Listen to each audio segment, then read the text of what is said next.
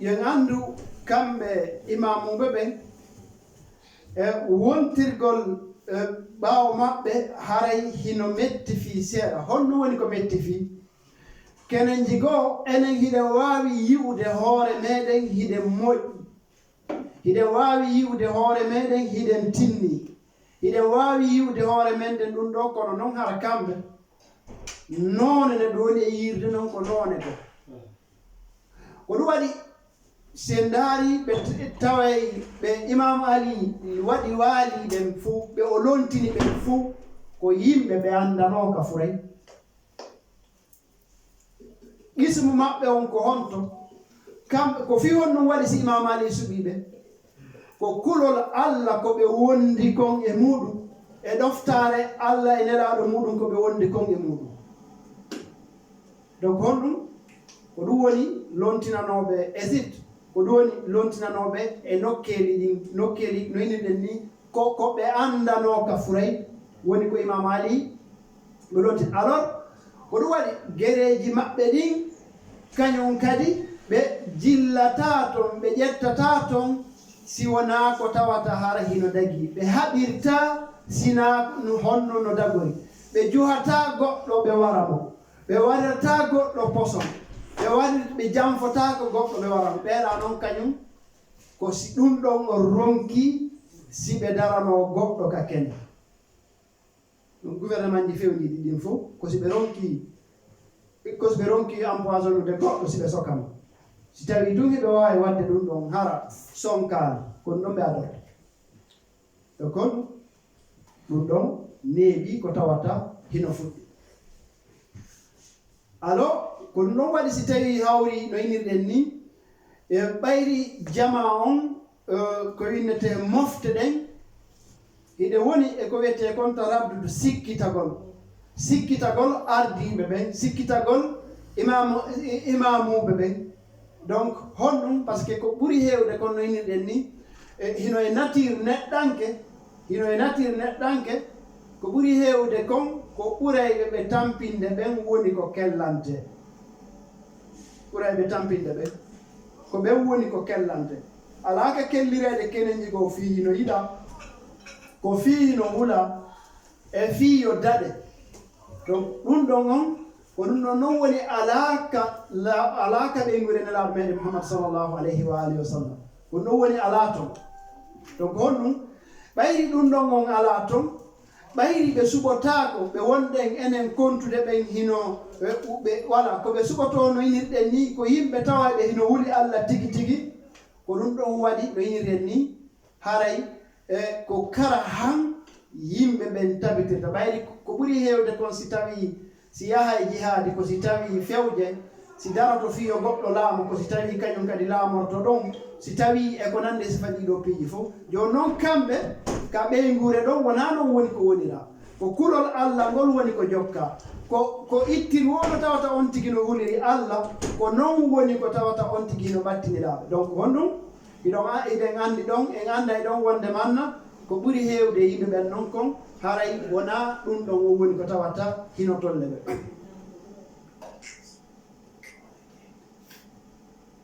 nam salawat Allahumma salli ala Muhammad wa ali Muhammad. على حب الحسين عليه السلام. اللهم صل على محمد وآل محمد. Naam. Alors sen andi ɗiɗo piiji fof feƴƴi e hoore maɓɓe no inirɗen ni hiwgol hande kadi e ɓeygure hedditinde nden tawɓe ɓen hino woni waali li Imam al-Hasan, tawɓe ɓen hino waali woni bimana asiyatu ahlul beyt. Fii hiwgol ɓen ɗon ngol tawi honɗum ko wiyete mawqifu on tawi ko be o jange fota, ko be toƴƴine hara ko moƴƴe, ko be on tigi o calcula moƴƴa no woni e huwiro noon. Si tawi hawri wona ɗum ɗon ƴiiƴam maɓɓe ɗam e jiijan siyatu ahlul beyti fii muɗum fuu ko ila ton woni ko tawata lannay noon. Sabu honɗum sabu waawugol jamfaade kañum bimana Muawiya ngol waawugol jamfaade mo ngol honɗum tawi waawetaake ko ɗum waɗi honɗum ɓayri no innirɗen ni ɓe anndiɗo wonde d' abord imam ɓe yamirano ɓe wona kamɓe woni ko addi sulhu o ko jama on no wonirno noon no innirɗen ni ka tigi no inde no yiltirno noon no moɓidirno noon juuɗe imam Ali alayhi afdalu salatu wassalam hakkunde muɗum e Muawiya ka harbu safain no moɓidirno noon juuɗe ɗen jogiti hara ko yimɓe makko ɓe ko sifa ɗum ɗon woni ko imamul hasan heeɓi ɓayri en andi ka safa en ɗon wonde manna ko yimɓe ɓe wi'uno ko en waɗu sulhu ko en waɗu sulhu donc imam Ali wi'uno sulhu waɗetake donc kono ala fen honɗum ɓayri kono ngun fof wii feccere kono ngun wii sulhu tawi si ɓe dari ke ɗon ɓe wii sulhu waɗetake wonay wasi tawi ko kamɓe faala yo honɗum yo yimɓe ɓe ware donc honɗum ɓe sayminteno hara andetanoke hara konti ko kamɓe woni ko tawata waɗi honɗum woni ko kamɓe woni ko tawata woni ko kamɓe woni e toor hay si tawi haqiqa tan ko kamɓe woni ko jogii googa kono kon ɗum woni ko yaltitayno alors ko honno noon joni alors si tawi ɓen imamul hasan waɗi sulhu imamul huseyni waɗali sulhu ko honno ɗum no woni ɗo joni andikeno no innirɗen ni tawi mawqi fo on laaɓani hande kadi jama o humpitike hande kadi wonde manna wona ɓe haaldidede ɓe ala konngol ɓe hunnata ko ɓe haaldida alors hande kadi goto kala iwi e sikkitare muɗum nden hande kadi goto kala iwi e sikkitare muɗum nden tawi no innirɗen ni hande kadi hallugo ala si wona dartagol ngol par ce que honɗum ko keferankaku ngun tigi ngun woni ko tawano hande kadi keferankaku ngun ka kene woni ko wonano e feññinede e fewdo kañum Yazid oɗa noon honɗum Muawiya koye ɗum ɗon woni ko wonno nelaɗo Allah hino maaki hoore Muawiya wonde manna o maayay hara wona o julɗo o maayay ko noon le woni ko woniri nelaɗo Allah maaki wonde manna honɗum ko o maayowo hara wona o julɗo donc kono honɗum alors ko ɗum ɗon woni ko tawata feƴƴi tawi noon e ɓaawo makko hande kadi bimana Yazid koye ngun keferankaku ɗon tigi joni noon woni ko tawata hino feññinde ko kene no innirɗen ni ko bonɗo ko bonɗo joƴuɗo e bonɗo komojo ko Yazid woni bonɗo komojo feññinayɗo boneji muɗum ɗin e kene baba e makko ko bonɗo kono noon honɗum ittigo ko tawata o waawi on ɗum bonere ko o bonnata kon wona yo yaltu ko ɗum ɗon watta kenenji si moɓama o wullinkino e yeeso yimɓe ɓe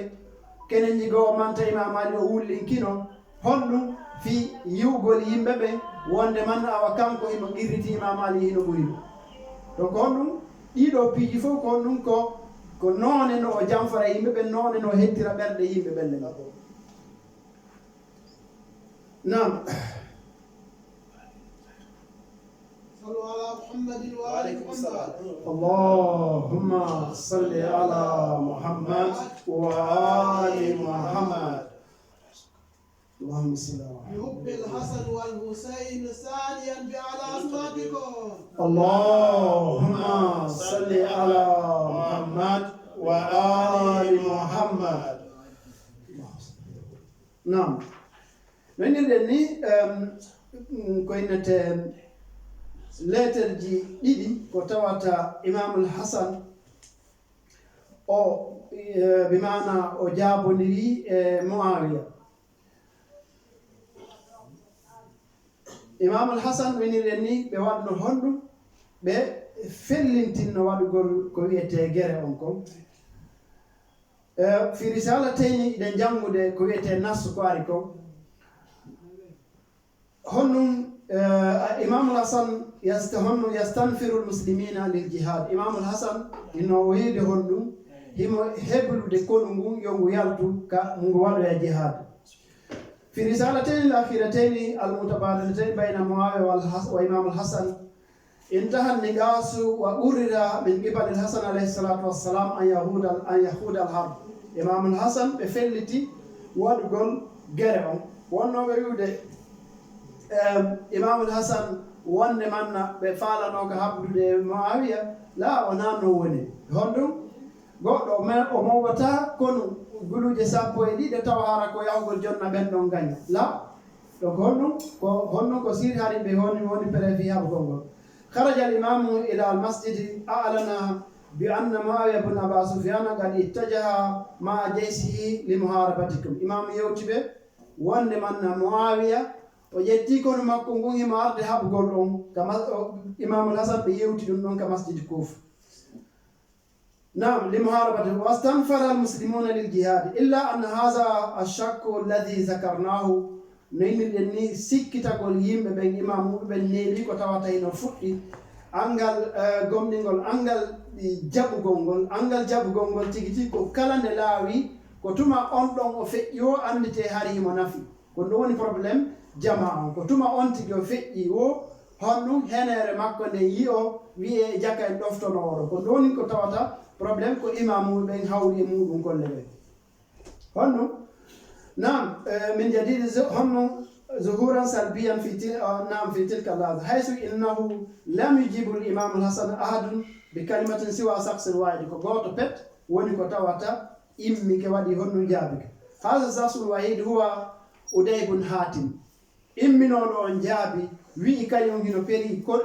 بوتشو مودون هنا دو إمام الحسن هنا وايري ودي دو هايوتو يتاهيا كسودو كودو كايون تون إغورو مودون Uday bun Hatim donc oɗo pet woni ko tawata immino Uday bun Hatim ridwanullahi ta'ala alayhi qama wa qala li haula'i muslimina bi anna hadha al-imam ya'muru wa ana uti oɗo kanko o immi o dari o wi imamu on hino yamira kanko himo ɗofti o ɗoftoto wa laysa ala al-jundi illa an yuti o inni illa ni tiya o inni haray fawaki militaire jo si wona ɗoftagol hoorejo makko on ko yamiri kon wa hasi dabati bi babil masjid o wi'i puccu makko ngun hino ka dammugal juulirde sawfa arkabuha wa akhruju ila nakhila wala arji ila bayti o wi'i kanko on ko ɗon woni waɗɗade puccu makko ngun o rewa ɗon o yaha e nokku ka halda e fotte ɗon ka wano ka wiyeten ɗon daka alor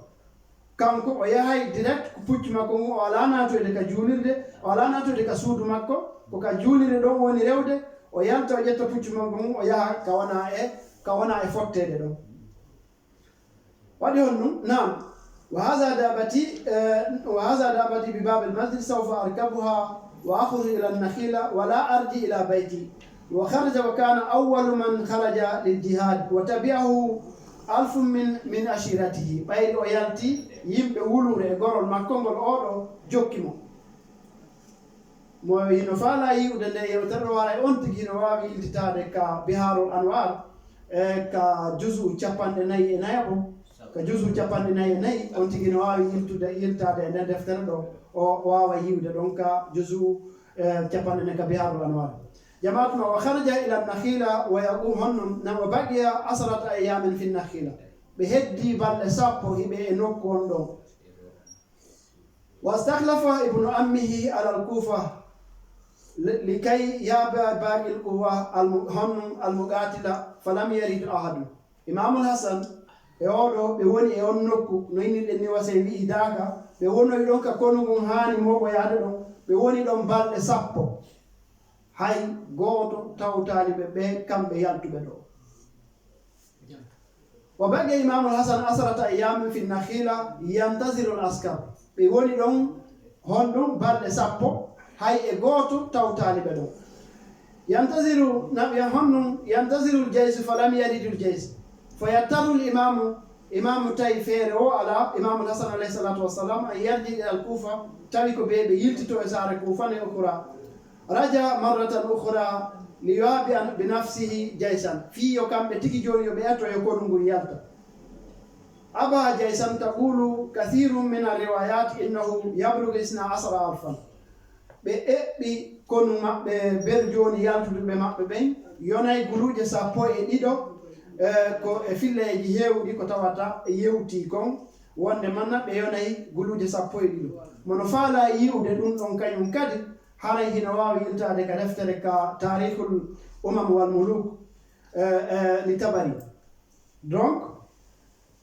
ɓeɗo wonɓe wi'ude ɓen wonde manna imamul hasan awa Muawiya arutumo ƴetto e joni timo hino wawi andude ɗo ko ɓe yewti ko wona no woniri ɓayri imamul hasan ɓe mooɓi guluje 12 ko wiyete militaire ɓe piiroɓe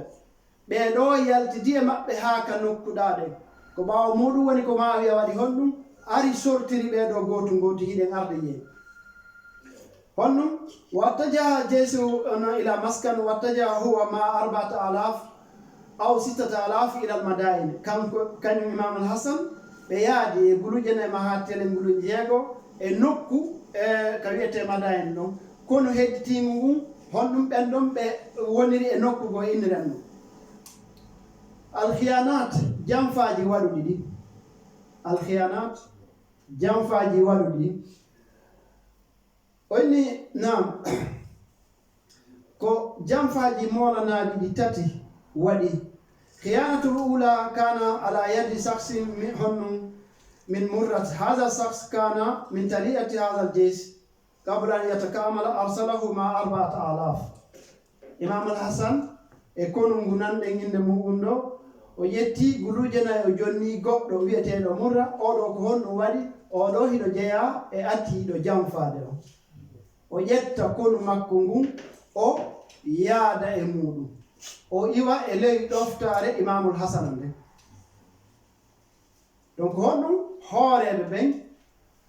hooreɓe konuji ɓen ko ɓen ɗon woni jamfade ko ɓen ɗon woni ko jamfi ko ɓen ɗon woni ko tawata waɗi honɗum sortike e ley honɗum yamirore nden ɓayri honɗum no inirɗen ni e ka ɓeymure nelaɗo ɗo ka imamuɓe renaɓe ɗo kamɓe ɓe ala yeenude hoorejo konu on wona sifa ko alpha jonnata chef de bataillon ɓe ɓen guluje million ji wona ko yenata hooreɓe ɓen ɗum million ji alors ma wiya ko ɓuri ɗum no wonno wadde donc on ɗum alors ɓeɗo ko wonɓe yeenude ɓeɗo noon kañum jawdi ko tawata hino woodi kon ko julɓeɓen fof goto kala hani hendade haqqe muɗum on fof hino fota e muɗum ko ɗon no inirɗen ni si en wuuridi e imamuɓe ɓen ko wota en miijo wonde manna haray hino weeɓi wota en miijo hino weeɓi few fiyo no woni wona no weeɓi par ce que faale meɗen aduna on haɗata weeɓa par ce que no inirɗen ni ɓe ala toon ko wiyete miisa goɗɗo goo wona hollitagol no huuli Allah woni ko ɗaynataɓe wona faalegol ɓuri geɓal muɗum ngal woni ko gollidata e maɓɓe ɓe yeenata si ɓe andi ko a jaɓɓowo ngenaari a wondata e maɓɓe donc aray ɓe hani mesirde ɗiɗo piiji moƴƴa noon se ndaari ittiri no faalira ɗen jawdi ɗon hannde woni ko yen golludu e maɓɓe si on tigi no yi e hoore mum kañum hino huli ko hulowo Allah kañum hino ɗoftiɓe tawa hara noon e andi imam Ali e fewndo maɓɓe ɓe wiwno e goɗɗo yo seppu ka hoore yo yaw ka hoore yiite yo ukkoy ka nder fuuru o wi o oyi donc wona ɗoftiɗo donc honɗum alors no inirɗen ni si tawi ko kamɓe woni ɗon haray no inirɗen ni ko ɓe e miija ɓe ardinta e dow meɗen sabu kulol ko ɓen ɗo wondi kon kulol Allah ko ɓen ɗo wondi kon alors si on tigi noon o yii hoore muɗum ɗon e hakkunde ɓeyngu e muɗum nden ɗon e hakkunde qabila makko on ɗon e hakkunde ɓe o innete ko kañum woni ñamminde ma kañum woni holtinde ɗon goɗɗo goo hino suɓa kanko himo acca si o heɓani kulol Allah e fee muɗum si o andali wonde manna kori o toñaka haray ko ɓuri hewde kon o ƴettay mawqif mo tawata ko ɓuri hewde e ngukonu kon ƴetti o mawqif ɗon sorto e ley elema ronka ɗoftade ronka ɗoftade no innirɗe ni par ce que ko ɓuri hewde kon enen misaji ɗi wonɗen e suɓorde ɗi wona ɗin ɗon kamɓe ɓe suɓorta gite ɗe wonɗen yiirde yimɓe ɓen kamɓe wona ɗen ɗon gite ɓe woni e yiirde allah alanno hino daali qul fa amalu fa sayara llahu amalakum wa rasuluhu wal mu'minun en fo iɗen fottani mum mu'minuna ko kamɓe imamuɓe ɓen qul fa amalu golle alors on golle ɗon koko wonne e gollude ka wirni ton kon ko wonne e golde kon harana ko wonne e juulde kon ka juulide ɗo moƴƴinen ko juuleten kon koko juuleten kon jemma e misal wona ko jangete yurminen kon koko jangete kon jemma enen tun qul fa amalu fa sayara llahu amalakum wa rasuluhu wal mu'minun alors kamɓe ko réalité on neɗɗanke on tigi tigijo on woni ko ɓe yiyata eɗen andi abdourahman bun muljamul mouradi o arno kan imam ali o inni imam ali miɗo yiɗuma imam ali ma kani mum wiyano wonki maɗa kin ka alamul arwah imam ali ma kani mo mi yi'ali wonki maɗa kin ruhu an o yi'ali ruhu maɗa on ka alamul arwah donc a wawa wonde giɗo am haqqe maɗa o noon hette ɗum ɗon waɗi honɗum ko no ɓuri duuɓi 5 ɓaawo muɗum si o waɗi honɗum si kanko aadam goto o soppi imam ali donc ko non waɗi no miniri ni wona gite ɗe enen wonɗen yiirude neɗɗanke on ɗo woni kamɓe ɓe yiirata ko ɓura noon yewti en fa amalu fa sayara llahu amalakum wa rasuluhu wal mu'minun golle allahu ɗam ɗon o yiyay ko wonɗon e gollude kon nelaɗo allah on si allah yi o holli nelaɗo makko on o yiyay ka o yiyata si o holli jeyaɗo makko moƴƴo on o yiyay ka o yiyata pellet o yiyay e ala nokkugo ka suuɗe ɗen gollen har allah reena alors ko ɗum waɗi koñeli maɓɓe ɗin hay wonugol konu maɓɓe hino sakki hiɗen nana ɗo hino jeeya e duwawuji ɗi imamu Khomeini toroto wonde manna yo allahu lanno waɗuɓe e konu imamul mahdi si ɓenɓe wonɗen e mantude ɗon torike allah yoɓe woni e konu ɓen noon enen ko honno toroto ɗe ko honno tororto ɗen enen donc honɗum alors hiɗen hani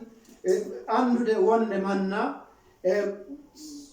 contexte ko ɓe wonno e muɗum ko imamul hasana wonno e wurde e muɗum ko yiɓugol réalité yimɓe ɓen tawi ko ɗin ɗon piiji noyni ɗen ni tawi ko si tawi sulhu o waɗi ma ɗum ɓe waɗi honɗum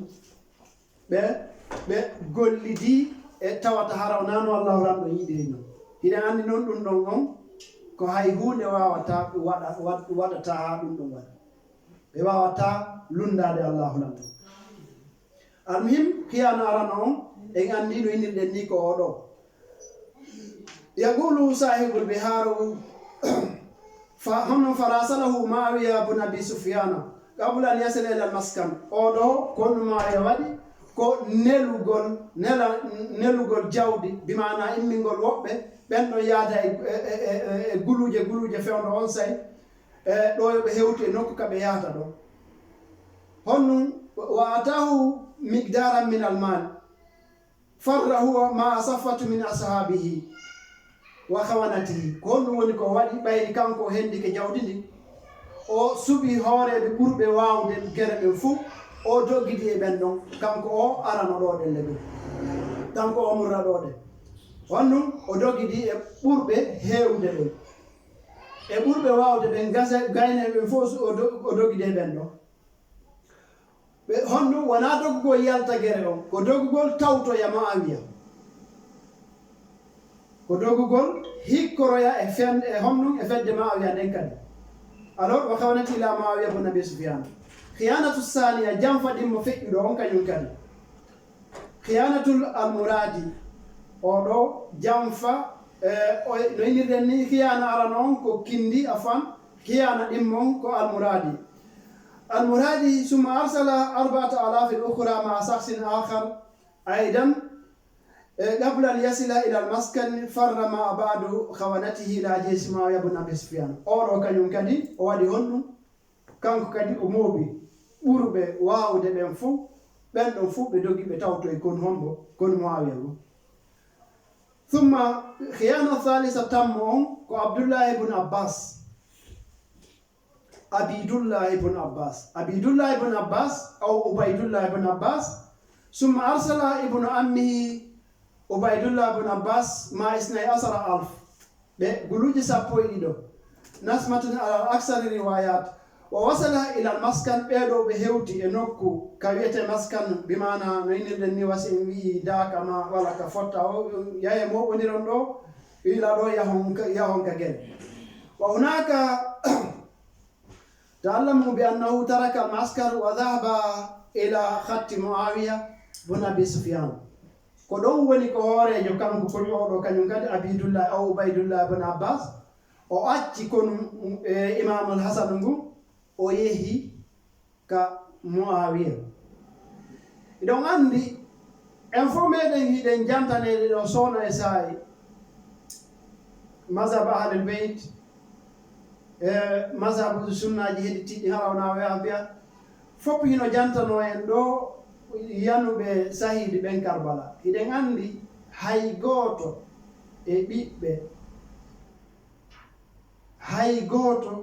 e ɓiɓɓe Abbas ɓen tewaka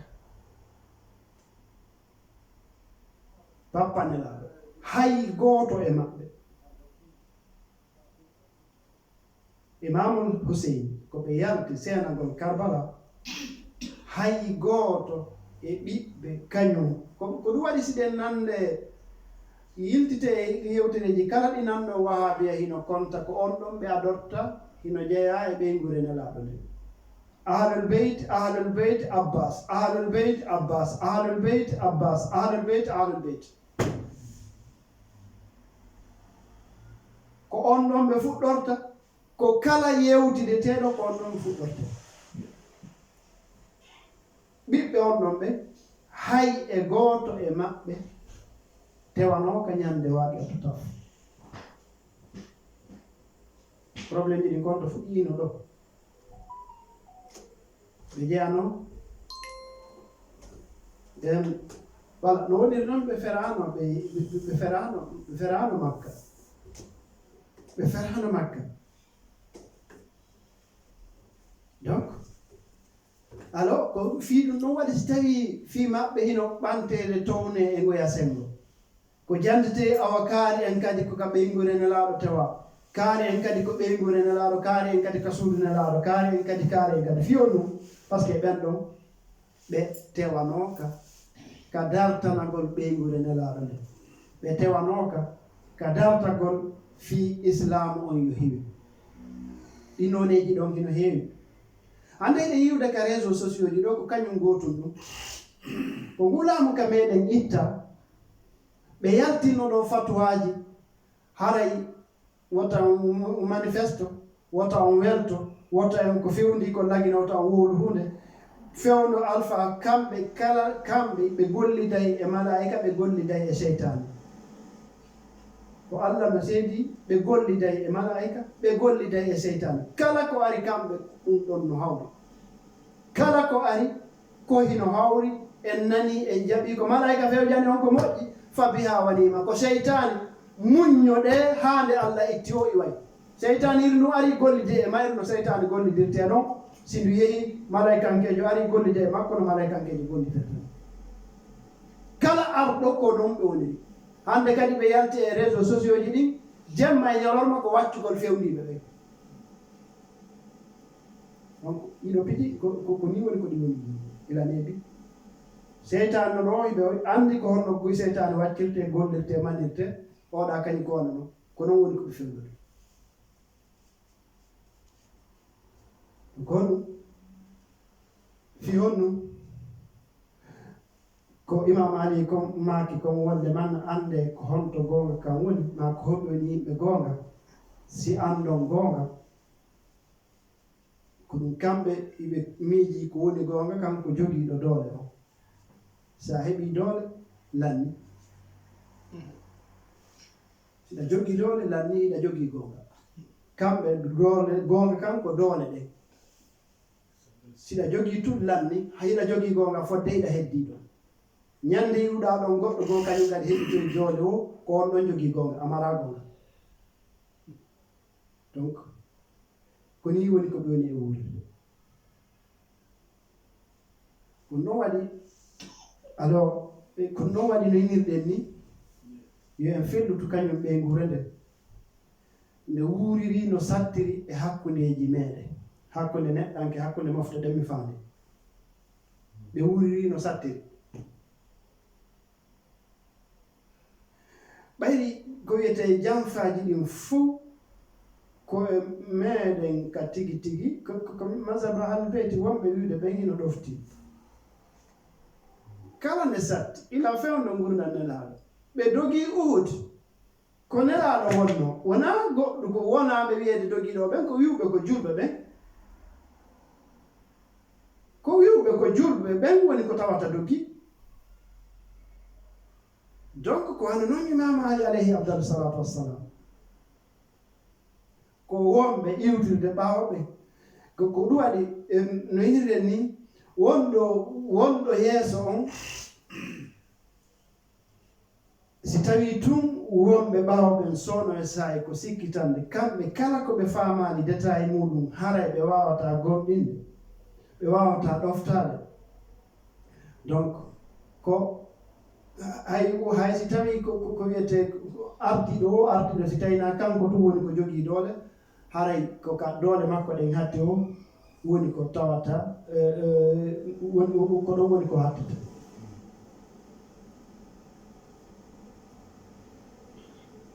Imam Ali wuurduɓe maɓɓe ɓen hay gooto wiyata moodi a acci men a waɗani Al-Hasan a acci men a waɗani Al-Husein a acci men a waɗani ɓeygure ɓeeɗo nen a acci men a yetti jawdi jama on a waɗani ɓeeɗo kala ko tawata hino wonani jama on fof ko jama on fof hay sunnugol buusi e affaire maɓɓe personnel hara ko jawdi jama on ɓe ala e huude itti e sikke kono ɓen ɗon e jogaade on jikku labaɗo ɗon ɓen ɗon e nundude e hakkunde yimɓe ɓen ɓe itti ko wona e ɓurdindineede kon ko woɓɓe goo a sincuno ko Seydou Omar sincuno ɓurdindingol oɗo ko arabujo oɗo ko ɗuma oɗo ko ɗuma oɗo ko ɗuma ɓe itti ɗum ɗon tawi fof hino fota e jawdi Allah ni e jawdi julɓe ni kono ɗum ɗon on fuu waɗani ha yimɓe ɓen ɗofti ɓe wi moodi en wawata heɓude ardotoɗo en holla e gonga ko hewdi ɗum hay si tawi ko sengo jawdi aduna ndi o ala marande hoore makko o ala waɗande ɓadiɓe mo o ala waɗande yiɓɓe makko o ala waɗande siɓɓe makko himo fonni fof e jawdi Allah ɗin ko fof jawdi ɗin ko fof jeeyi kono ko ɓe iwtirte ɓaawo mum ko ɓen yeenayɓe en ko ɓen wala ko ɓen sokanayɓe en ko ɓen waranayɓe en ko ɓen waɗayɓe ɗum ɗo yeena ɓeɗo acca hoɓɓe no nettade ɗa ko ɓen ɗon woni ko kellante ko ɓen woni ko kellante neɗɗanken ko ni woni ko woni wuurde neɗɗanken ko ni woni ko woni wuurde alors ino heddi ɓen ɗon ko noon woni ko ni woni ko ɗum alors kañum imam ɓen ko ni woni ko ɓe fewni eɗen anndi ko eɗen anndi ko Seydina Aboubacry ƴetti lontan Aba Soufiane e kañum Abbas ɓe arno ka Imam Ali ɓe wi men waɗante konu fii yo a dartu Imam Ali wi o fiyon par ce que wona wi'ugol ko annduɗen kon les moyens justifient la fin en ƴettay kala ko woni ɓaydi tun hiɗen faala wadde goɗɗum ko moƴƴi hiɗen faala darde juulirde awa e yeeya e beere darde juulirde nden wona fi ɓayri ko juulirde sen en wona e yeeydoroogo on say darno en juulirde ko ɗum woni ɓe jaɓaani ko ɗum woni ɓe jaɓata hande noon enen no yinirɗen ni hay si tawi ɗen andi goɗɗo ko ɗum jokki siɗen damde ɗo juulirde o ari ɗo innama fi sabilillah o yaltini 1000 euros 2000 euros 3000 euros ko enen ɗo fof en juula e nelaɗo ko réalité meɗen wonno en fondite allahumma salli ala muhammad wa ali muhammad Allahumma salli ala Muhammad wa ali muhammad donc ko réalité meɗen wonno haray ɗen andi himodi ko il faut voilà wona kono inni oke probléme wala hano ɗiɗo fof ana lawade donc ko ɗum woni kamɓe noon gasata ko ɗon kamɓe noon woni jaɓata alors si tawi ɗen humpano innirɗen ni ko woni sabu sulhu on ari kon ko fi enen ɗo yo yi'u laawol ngol enen ko en natija enen hiɗen jeeya e natija on sulhu ɗon ko waɗno konde ñande par ce que si tawi sulhu on waɗama haray fuu waway no gasde ɗon neeɓi koyen andu ko tawata eɓɓanoma eɓɓoreji buy fiyo fi islamu deƴƴutu kono noon ardinoɓe ɓen e ka masaba ahlul beyt tawi goto kala hino andi rôle muɗum o waati ko o fijatamo ɗo ko honno o fijirtamo ko honno o huwirta rôle makko on goto kala e maɓɓe ko ɗum waɗi si tawi honde hiɗen jogui imamujo suuɗiɗo par ce que si tawi o yaltiti hakkude meɗen ɗo hande ɗo si innama ɗo goɗɗo no ɗaɓɓitede ɗo ɗawol gouvernement on fof no ɗaɓɓitude e gouvernement ɗaɓɓitude ɗo goɗɗo a innama an yiiɗa suuɗi on ɗon no gasa ko an tigi mondoto ɓawa to nodda téléphone awa fiyo daɗo donc voilà ko ɗum waɗi alors no yinirɗen ni on sulhu ko tawata feƴƴiɗo d'abord no yinirɗen ni no tabiti ka defte tarika wonde mana sulhu on ko e yimɓe ɓen ardiɓe ɗon ɓen wiwnoɓe ɗon ima wiwnoɓe maɓe windannoɓe ma wiya ɗon yo ar o jonnintayɓe ɓe ƴette imamu hasana ɓe jonnamo ko ɓen ɗon woni ko tawata sonki moƴƴini on sulhu ɗon wona e imam tawi no inirɗen ni si tawi ballo ala ko kamɓe tum woni ka ɗuma ka hiwgol en enen ka hiwgol dinaka ka hiwa ɓeygure ɗen tawi ɓe koɓe forçaɓe e fe ɗum ɗon on ɗon e sulhu Hudaybiya on e sulhu on ka imamu Ali e kañum Muawiya tigi ko kanji gooti ɗin ɗon ara inchallah أقول قولي هذا أستغفر الله لي ولكم ولسائر المؤمنين استغفروه إنه هو الغفور الرحيم والسلام عليكم ورحمة الله تعالى وبركاته أري إن شاء الله إنسان من جماعة فوكده في أو سلوه دعاء كلي أو إن شاء الله لما جميع دنجوك كريوتا قولين أدوية درس جمود هركو إن شاء الله في قوت كلامهم بتاعه كم بإمام إن شاء الله والسلام عليكم ورحمة الله تعالى وبركاته والله لكم من يريد سبيلا وتجمعت يا رب العالمين والسلام عليكم ورحمة الله تعالى وبركاته. وعليكم السلام ورحمة الله وبركاته. اللهم صل على محمد وآل محمد. اللهم صل على محمد وآل محمد.